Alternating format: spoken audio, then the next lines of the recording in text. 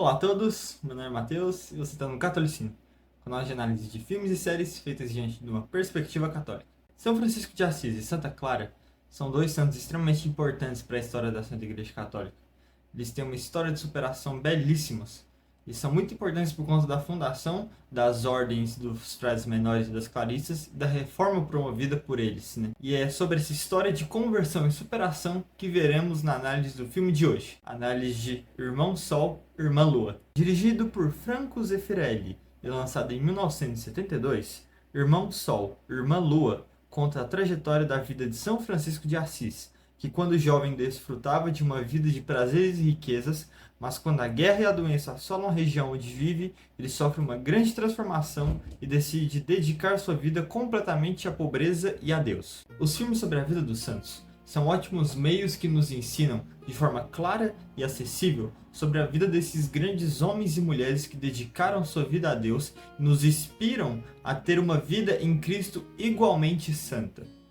No entanto, muitos desses filmes que retratam a vida dos santos são muitas vezes desinteressantes, devido a alguns fatores, como por exemplo, suas produções muito precárias, atuações ruins, por conta que contratam atores que não são verdadeiramente católicos e não sabem incorporar o personagem verdadeiramente, não fazem jus à santidade das pessoas que ali estão sendo retratadas, e também devido a alguns roteiros fracos, que deixam a vida dos santos inacessíveis para nós, tornam eles como figuras quase que divinas, fazendo impossível uma identificação do espectador com a vida do santo. No entanto, isso não acontece no filme Irmão Sol, Irmã Lua. A obra, ela possui uma produção realmente admirável. Os seus cenários, os figurinos, as músicas, todos esses elementos nos remetem diretamente àquela Idade Média em que estavam situados São Francisco e Santa Clara. Toda a produção do longa, ela é muito efetiva quando nos insere, através dos seus elementos visuais, a todas as mensagens que ela quer passar. Quando ela quer retratar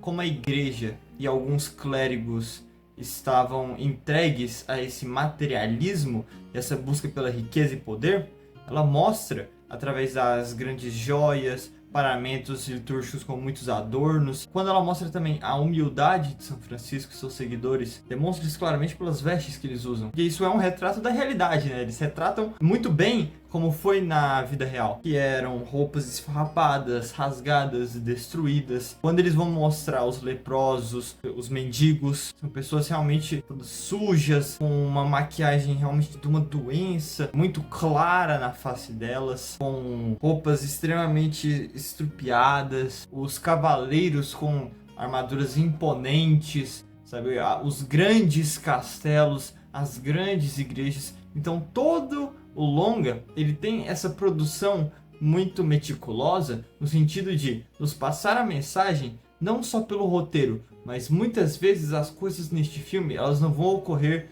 falado, mas nós temos que ver elas através do visual, o que o filme quer nos passar através somente da imagem, que isso é extremamente importante. O filme ele nos passa várias coisas através dos seus cenários, através de cenas em silêncio em que São Francisco olha para o crucifixo da igreja de São Damião. Então, o filme ele é muito positivo nesse aspecto visual dele.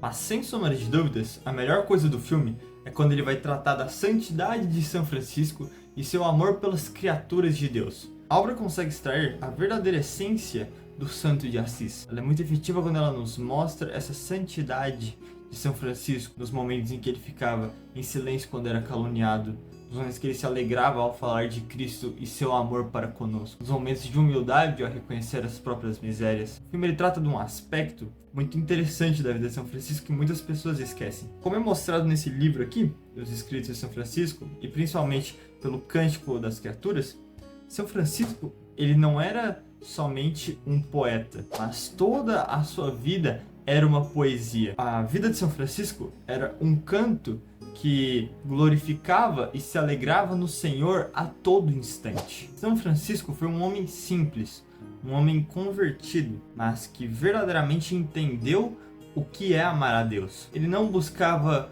prestígio, nem posses, nem nenhuma satisfação corporal, mas ele buscava ser grato ao Senhor, buscava dar testemunho e um apostolado da fé verdadeiramente, ser caridoso com todos os que necessitavam e eram rejeitados pela sociedade, como os pobres e os leprosos. Isso é um exemplo para nós, né? São Francisco é um homem dos mais admiráveis que já pisou na terra. Tais atitudes inspiraram aqueles que os rodeavam.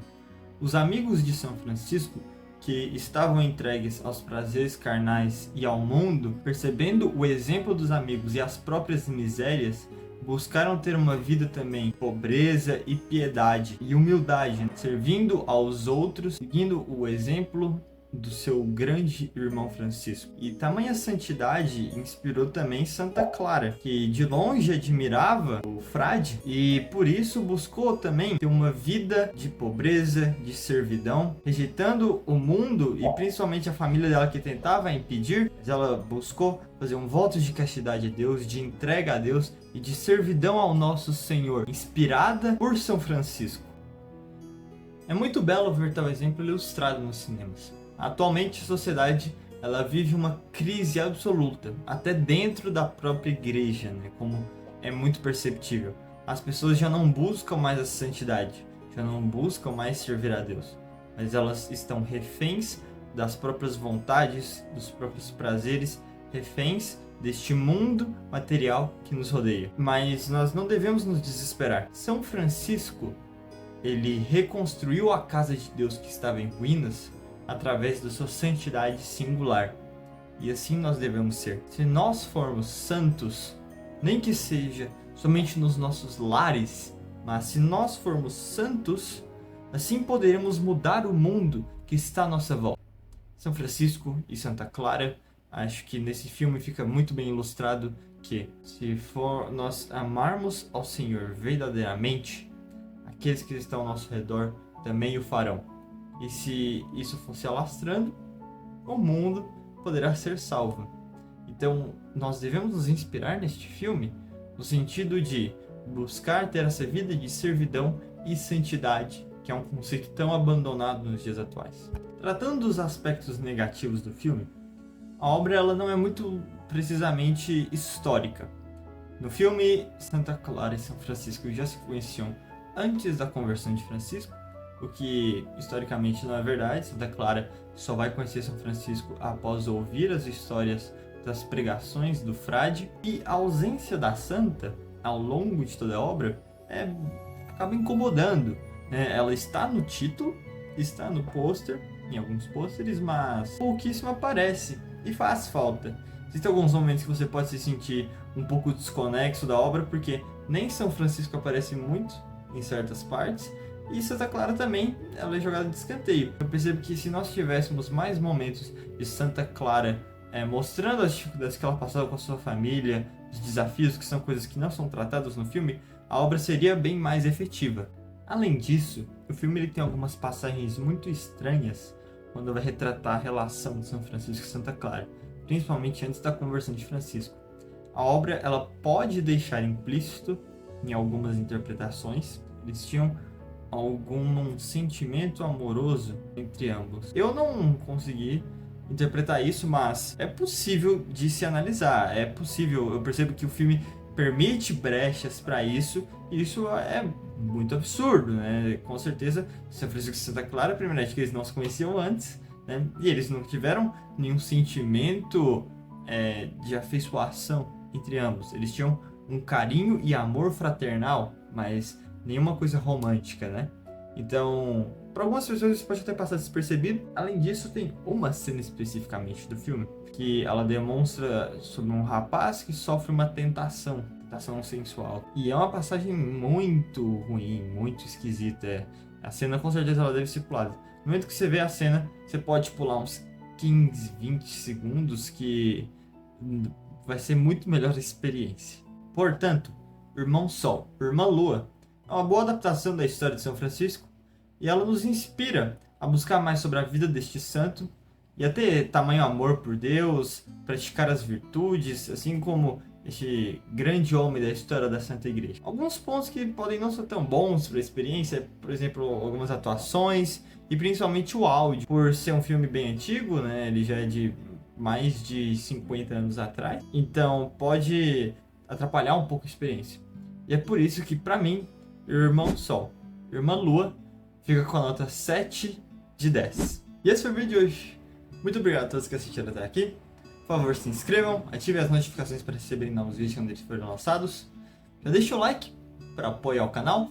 Comentem alguma sugestão, alguma ideia, se vocês estão gostando ou não. Por favor, compartilhem com algum amigo que vocês acham que pode gostar da análise. E por favor, sigam o Catolicine no Instagram.